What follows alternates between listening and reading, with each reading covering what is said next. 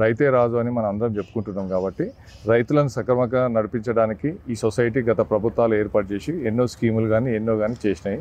అయితే బేసికల్గా ఈ సొసైటీలో జరిగిన అవకతవకలు మీ అందరి దృష్టికి తీసుకురావడానికి కోసం మీ ముందు ప్రెస్ మీట్ చేయడం జరిగినది.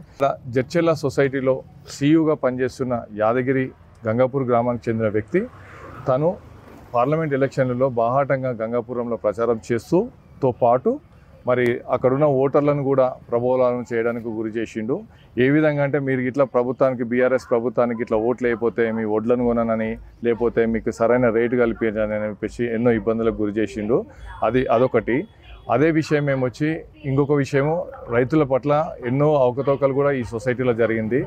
ఇందులో యూరియా కుంభకోణం కూడా జరిగింది. 4.5 లక్షల రూపాయలు కుంభకోణం కూడా జరిగింది. మీకు చూసినట్లయితే లాస్ట్ టైం ఎలక్షన్లో కొన్ని 2020 సంవత్సరంలో ఈయన చేసిన అక్రమాలకు ఇట్లా ఈయన సస్పెండ్ చేయాలని చెప్పేసి ఆర్డర్ కాపీ కూడా ఇచ్చిండ్రు. దాన్ని తీర్మానం చేస్తూ కొంచెంమంది రాజకీయ నాయకుల ఒత్తిళ్లతోటి మళ్ళీ జాబ్లో జాయిన్ చేసుకోవడం జరిగింది. జాబ్లో జాయిన్ చేసుకున్నా కూడా ఈయన ఏంటి ప్రవర్తన ఎలాంటి మార్పులు చేయలేదు.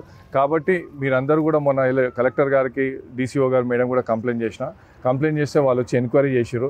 దాదాపు 20-30 మంది రైతులు ఇక్కడికే వచ్చి ఇతను ఎలక్షన్ల క్యాంపెయినింగ్ చేసిండు, ఈయన వల్ల రైతులకు ఎంతో ఇబ్బంది కడుతుంది, మాలి పేరు మీద ₹2 కమిషన్ తీసుకొని దాదాపు ఇయర్లీ ₹1,90,000 80,000 రూపాయలు పంచుకున్నట్లు కూడా వాళ్ళ నోటీస్ తీసుకుపోయినాము.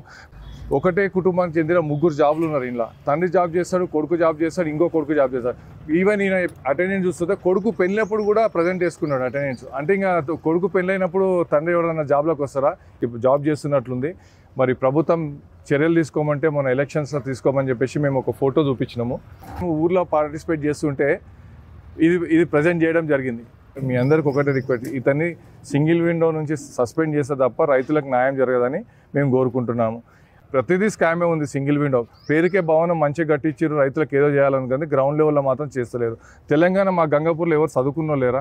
2 కొడుకులు తండ్రి ఒకటే దగ్గర ఎట్లా జాబ్ చేస్తాడు? వేరే వాళ్ళకి జాబులు రావా? ఒకటే నెల నుంచి 50,000-60,000 రూపాయలు ఇన్కమ్ తీసుకుంటా రాజకీయం చేసుకుంటుంటే మరి వేరే వాళ్ళు చదువుకునే వాళ్ళు ఎందుకు? వాళ్ళ పరిస్థితి కూడా తెలవాలని మీ అందరికి దృష్టికి తీసుకొస్తున్నారు. గతంలో కూడా సస్పెండ్ అయిన లెటర్ కూడా ఉంది. మరిన్ని వీడియోస్ కోసం ఛానల్ ని సబ్స్క్రైబ్ చేయండి, లేటెస్ట్ అప్డేట్స్ కోసం వాట్సాప్ ఛానల్ ని ఫాలో చేయండి అండ్ లింక్ డిస్క్రిప్షన్ లో ఉంది.